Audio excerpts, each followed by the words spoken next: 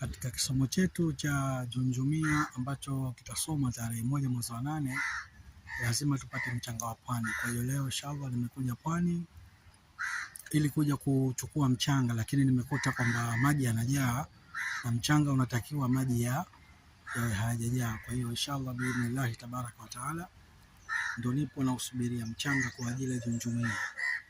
Usisubiri watu wajae katika kisomo hicho. Cha msingi jiandikishe mapema ili mradi uweze kuingia katika kisomo hicho.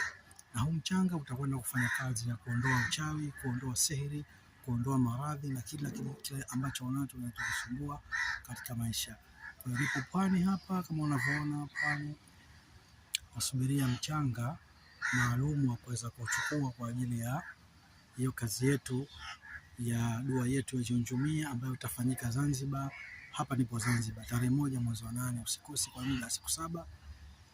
Mwenye ugonjwa, mwenye sihiri, mwenye maradhi, mwenye vitu vya aina mbalimbali.